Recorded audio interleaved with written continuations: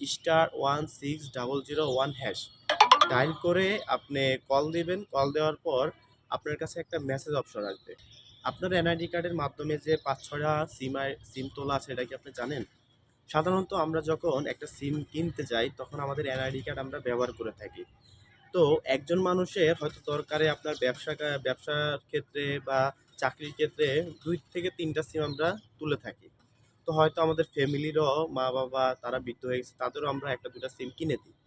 তো এখন মূলত আমাদের এনআইডি কার্ড আমাদের অনেক সময় অনেক জায়গায় আমরা কি করি ফটোকপি করি। তো সেই জায়গায় কিন্তু এনআইডি কার্ডের ফটোকপি থেকে যায়। তারা কিন্তু রেখে দেয়। এটা কি আপনি জানেন? জানেন না। তো আপনি একদিন কি করলেন, আপনার এনআইডি কার্ড চেক করলেন যে আপনার নামে কয়টা সিম রেজিস্ট্রেশন করা আছে। তো আপনি যখন এনআইডি কার্ডের মাধ্যমে সিম তোলেন তো আপনি কিভাবে চেক করবেন যে আপনার নামে কয়টা সিম তোলা আছে? তো ফার্স্টে আপনার মোবাইল অপশনে যাবেন, *16001#। ডায়াল করে আপনি কল দিবেন। কল দেওয়ার পর আপনার কাছে একটা মেসেজ অপশন আসবে। সেখানে আপনার এনআইডি কার্ডের লাস্ট ৪টা ডিজিট চাইবে। সেখানে আপনার এনআইডি কার্ডের লাস্ট ৪টা ডিজিট দিয়ে দিবেন। দেওয়ার পরে আপনার কাছে পুরা লিস্ট চলে আসবে যে আপনার এনআইডি কার্ডের মাধ্যমে কয়টা সিম তোলা আছে। তো আপনি দেখলেন যে আপনি তো ৩টা সিম চালান। এখানে তো দেখাচ্ছে ৮টা সিম আপনি তুলেছেন। তাহলে আর ৫টা কে চালায়? এটা তো মহাবিপদ। কে চালায়? তো এখন আপনি এগুলো জানবেন কিভাবে? তো মূলত একটা মোটরসাইকেল যখন চুরি হয়, চুরি হওয়ার পরে মালিক তো হতাশ। আমার মোটরসাইকেল চুরি হলো।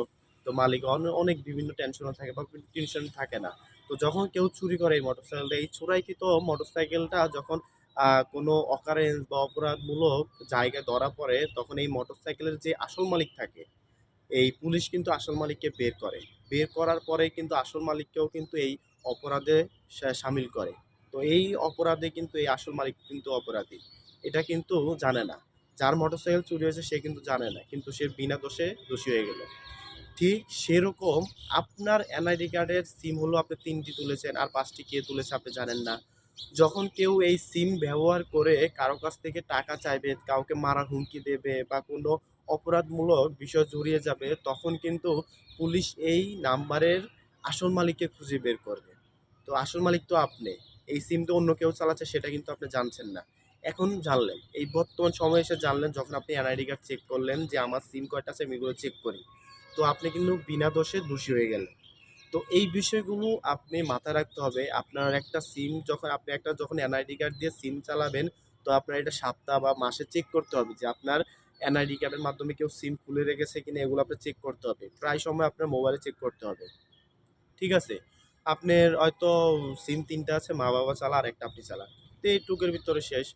তো আপনি আপনার যেই ৫ টা অযথা সিম আছে, যে ৫ টা আপনার অন্য কেউ খুলে রেখেছে আপনি জানেন না। এই সিমগুলো আপনি কিভাবে বন্ধ করবেন? তো প্রথমতে আপনি আপনার বাড়ির পাশে যে কাস্টমার কেয়ার আছে, যেমন বাংলালিংক, গ্রামীণ, রবি, আদার্স যত সিম আছে এইসব মানে যদি বাংলালিংক বন্ধ করেন তাহলে বাংলালিংক কাস্টমার কেয়ারে চলে যাবেন। সেখানে গিয়ে আপনি ডিটেইলসটা বলবেন, আপনার সবকিছু যাবতীয় যা লাগে দেবেন, দেওয়ার পর আপনি বাংলালিংক সিমটা অফ করতে পারবেন। তো গ্রামীণের ক্ষেত্রেও এই, রবির ক্ষেত্রেও এরকম। তো এই সিমগুলো আপনার বন্ধ করা খুবই দরকার। কারণ আপনার অপরাধ কিন্তু আপনাকে বলে আসবে না। আপনি যে একজন সহজ সরল মানুষ, এটা কিন্তু আপনি জানেন, আপনার ফ্যামিলি জানে। এখন আপনার নাম বেচে আপনার এনআইডি কার্ড ব্যবহার করে যে অন্য কেউ যে অপরাধ করতেছে এটা কিন্তু আপনি জানছেন না। তো আপনারা আপনাদের নিজ নিজ জায়গা থেকে সতর্ক হন। মাঝে মাঝে আপনাদের এনআইডি কার্ড চেক করবেন। চেক করে দেখবেন যে কয়টা সিম খোলা আছে, এগুলো কিন্তু খুবই গুরুত্বপূর্ণ। তো আপনারা যারা এই বিষয়ে জানেন তারা তো জানেনই। আর যারা না জানেন তাদের মাঝে এই ভিডিওটা শেয়ার করে দেন। আমরা ইউটিউব চ্যানেল থেকে শেয়ার করে দেন, আমার ফেসবুক পেজে। যারা বোকা টাইপের মানুষ আছে, বোঝে না, শুনে না, তাদের মাঝে শেয়ার করে দেন। তারা জানুক, তারা বুঝুক, তারা এই বড় ধরনের বিপদ থেকে বাঁচুক। তো ভালো থাকবেন, সুস্থ থাকবেন। আমার চ্যানেলে যদি নতুন হয়ে থাকেন একটা লাইক করবেন, কমেন্ট করবেন। আর আমার চ্যানেলের সাবস্ক্রাইব করতে ভুলবেন না। আল্লাহ হাফেজ।